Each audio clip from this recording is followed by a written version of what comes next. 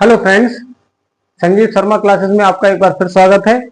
आज हम class 9th का सब्जेक्ट साइंस अध्याय 2 क्या हमारे आसपास के पदार्थ शुद्ध हैं, इंग्लिश में कहते हैं इसको is matter around us pure.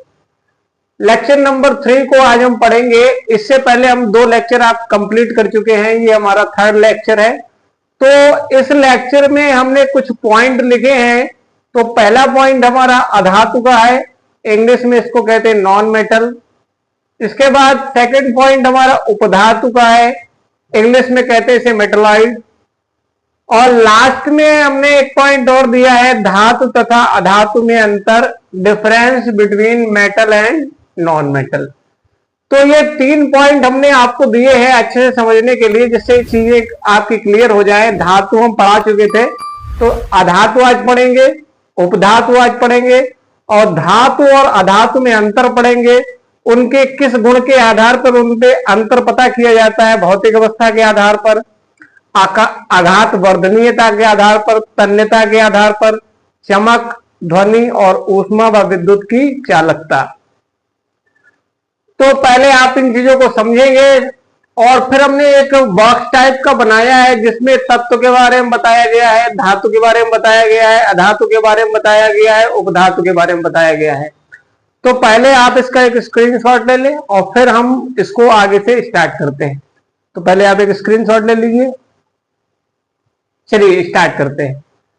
तो पहला हमारा पॉइंट है अधातु का, इंग्लिश में इसको कहते हैं नॉन मेटल। अब ये होता क्या है, परिभाषा क्या है, तो हमने परिभाषा के तौर पे पहला पॉइंट दिया है, कर तत्व जो सामान्य अभिक्रियाओं में एक या एक से अधिक इलेक्ट्रॉन ग्रहण कर ऋणायन बनाने की प्रवृत्ति रखते हैं।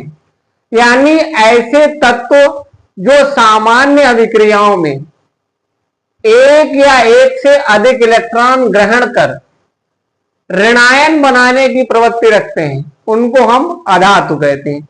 यानी ऐसे तत्व जो सामान्य अभिक्रियाओं में एक या एक से अधिक इलेक्ट्रॉन ग्रहण कर ऋणायन बनाने की प्रवृत्ति रखते हैं, उनको हम अधातु कहते हैं।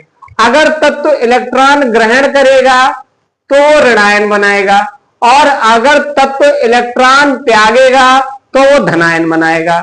अगर इलेक्ट्रॉन का त्याग करता है तो धनायन बनाने के कारण वह धातु होती है, और इलेक्ट्रॉन का अगर ग्रहण करता है तो ऋणायन बनाने के कारण वो अधातु होती है।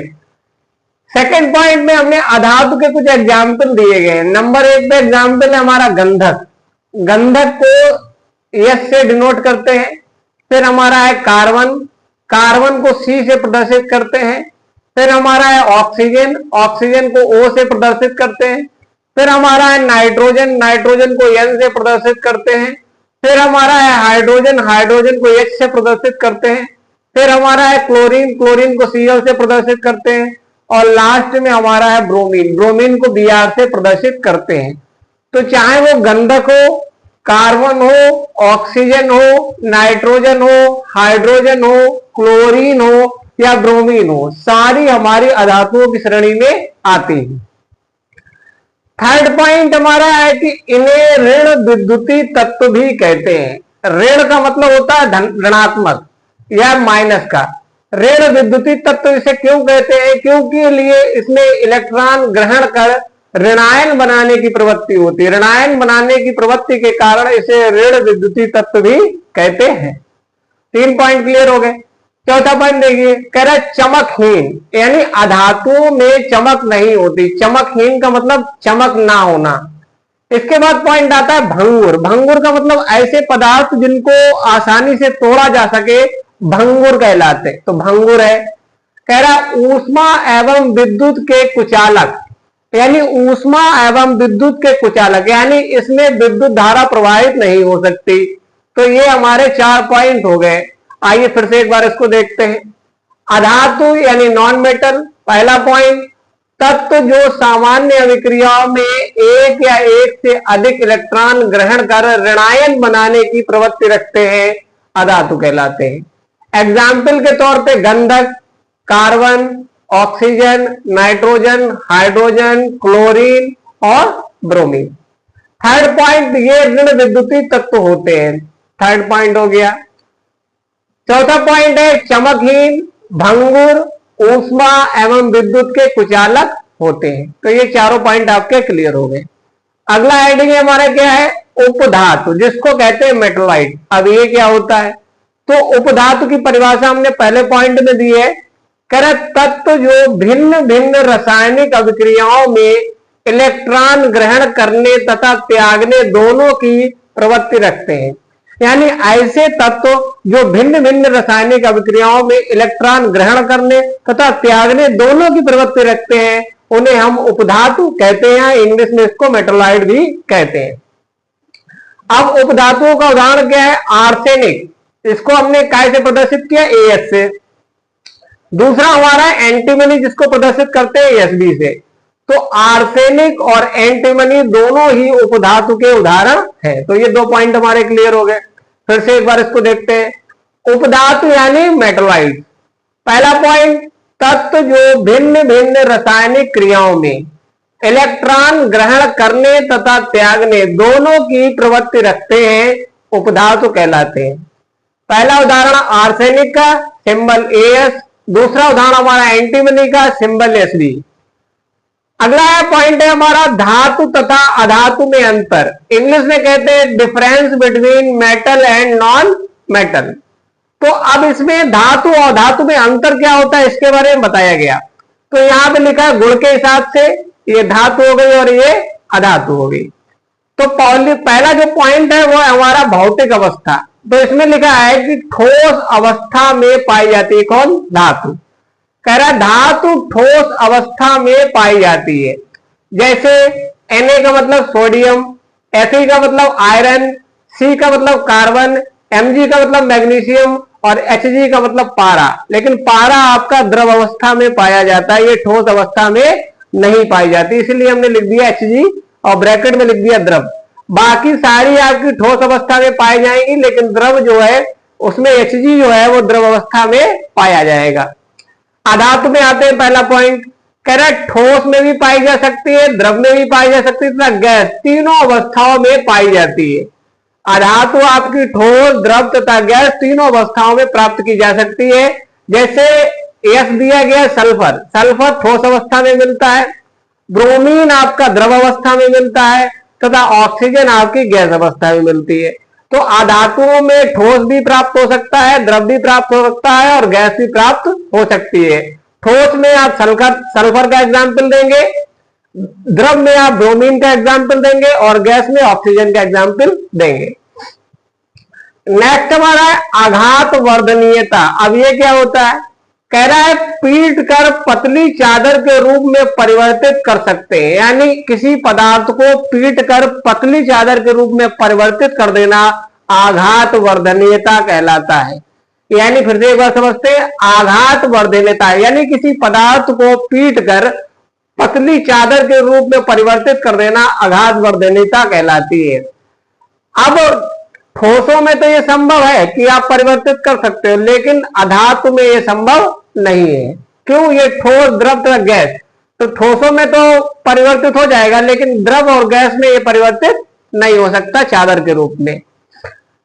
थर्ड पॉइंट हमारा तन्यता। तन्यता क्या होता है, खींचकर तार के रूप में परिवर्तित किया जा सकता है। यानी किसी पदार्थ को खींचकर अगर तार के रूप में परिवर्तित कर सकते हैं तो हम उस गुण को तन्यता कहते हैं।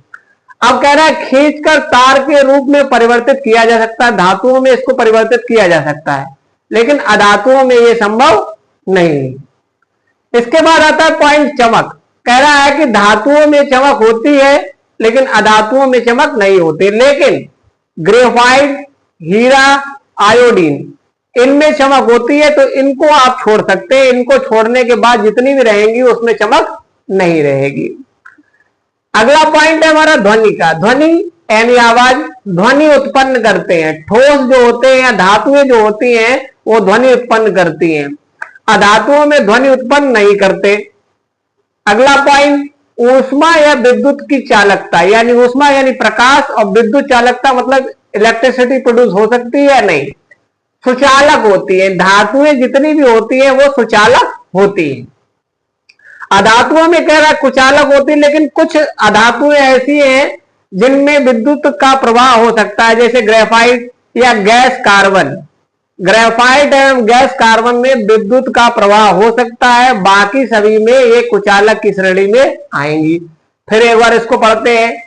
कह रहा धातु तथा अधातु में अंतर, difference between metal and non metal. तो गुणधर्म दिया गया है धातु का और अधातु का। पहला है भौतिक अवस्था, जितनी भी धातुएं होती है वो ठोस अवस्था में पाई जाती है, चाहे आपका सोडियम हो जाए, आयरन हो जाए, कार्बन हो जाए, मैग्नीशियम हो जाए और पारा को छोड़ दे, ये द्रव अवस्था में पाया जाता है। अधातु में ठोस भी हो सकता है, द्रव भी हो सकता है, तो गैस तीनों अवस्थाओं में पाई जाती है, जैसे सल्फर ठोस में, ब्रोमीन द्रव में और ऑक्सीजन गैस में। आघात वर्धनीयता का मतलब पीट कर पतली चादर के रूप में परिवर्तित करना आघात वर्धनीयता कहलाती है। इसमें यह संभव नहीं है, ठोसों में या धातुओं में तो यह संभव है, लेकिन अधातुओं में संभव नहीं है। तन्यता देखिए, खींचकर तार के रूप में परिवर्तित किया जा सकना, यानी किसी पदार्थ को खींचकर अगर तार के रूप में परिवर्तित कर सकते हो तो उसे हम तन्यता का गुण कहते हैं। धातुओं में यह संभव है, लेकिन अधातुओं में संभव नहीं है। अगला पॉइंट चमक का कह रहा है कि चमक होती है, धातुओं में चमक होती है लेकिन अधातुओं में चमक नहीं होती। लेकिन कुछ अधातुएं जैसे ग्रेफाइट, हीरा, आयोडीन, इनमें चमक होती है। फिर अगला पॉइंट कह रहा है ध्वनि, ये ध्वनि उत्पन्न करते हैं। धातुएं ध्वनि उत्पन्न करती है लेकिन अधातुएं ध्वनि उत्पन्न नहीं करते। अगला पॉइंट ऊष्मा व विद्युत चालकता, यानी सुचालक होती है। धातुएं जो होंगी सुचालक होगी, विद्युत का प्रवाह होगा। अधातुएं कुचालक होती है, इसमें विद्युत का प्रवाह नहीं होगा। लेकिन कुछ अधातुएं जैसे ग्रेफाइट और गैस कार्बन, इसमें विद्युत का प्रवाह हो सकता है। तो ये हमारा लेक्चर नंबर 3 आज कंप्लीट होता है। इसके बाद लेक्चर नंबर 4 को हम कंप्लीट करेंगे। तो पहले आप इन चीजों को कोशिश करें कि लिखते ही समय याद कर लें। अगर आपको ये वीडियो अच्छा लगता है तो प्लीज लाइक और सब्सक्राइब कर दें, जिससे हमको मोटिवेशन मिलेगा और हम आपके लिए अच्छा और बहुत अच्छा करने का प्रयास करेंगे। धन्यवाद।